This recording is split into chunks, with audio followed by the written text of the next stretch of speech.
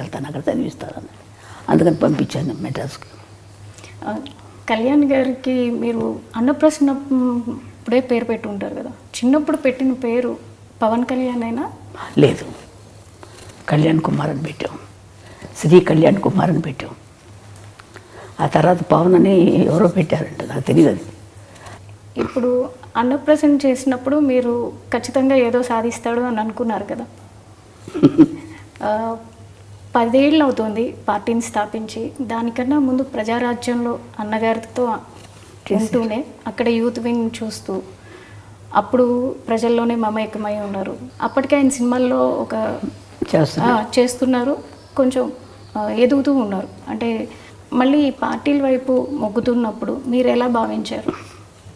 నాకు ఎందుకు ఈ పార్టీలో మనకి సినిమాల్లో చేసుకుంటే బాగుంటుంది కదా అనిపించింది. నాకు అనిపించిన తర్వాత వాడి ఇష్టం, మనం ఏం చెప్పగలం.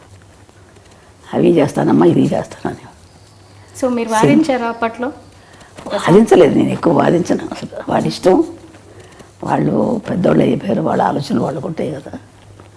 మనకు పెద్ద నాలెడ్జ్ ఏముంటుంది, వాళ్ళకున్నంత ఉండదు కదా మనకి, మాకు అని చెప్పి నేనేం ఎక్కువ వాదించేదాన్ని కదా. అడిగేదాన్ని, నాన్న సినిమాలు చేసుకోకూడదా, ఎందుకు ఇది మనకి ఇదంటే, ఏం లేదమ్మా అది ఇది అన్నీ చేసుకుంటాను.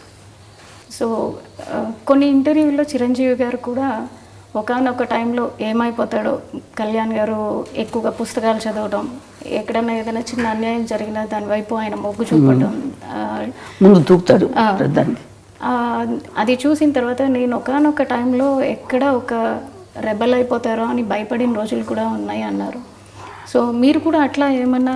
నేను లేనప్పుడు దగ్గర లేను, మేము నెల్లూరులో ఉండేవాళ్ళు, మాకు తెలియదు, అది వాళ్ళ అన్నయ్యకి తెలుసు. సో ఇప్పుడు ఎట్లా చూస్తున్నారు? అంటే ఈ 10 years ఫ్యామిలీని వదిలేసి ఆయన ఉండి కష్టపడి ఇప్పుడు డిప్యూటీ సీఎంగా ఉండి వచ్చిన వెంటనే ఆయన మార్క్ ఎక్కడైనా చూపిస్తారు. మొన్న వరదల్లో చూసుకుంటే కనుక వచ్చిన రోజే ఆయన వచ్చిన వెంటనే ఇమ్మీడియట్ యాక్షన్ చూపించారు. వచ్చాను, తను పని చేసుకున్నారు. అట్లాగే ఎన్నైతే మనకి పంచాయతీలు ఉన్నాయో ప్రతి పంచాయతీకి డబ్బు అందాలన్న ఉద్దేశంతో ఆయన పంచాయతీలకి డైరెక్ట్గా అమౌంట్ని డొనేట్ చేయడం జరిగింది. సో ఆయన మార్క్ ప్రతి చోట కనిపిస్తుంది పొలిటికల్గా.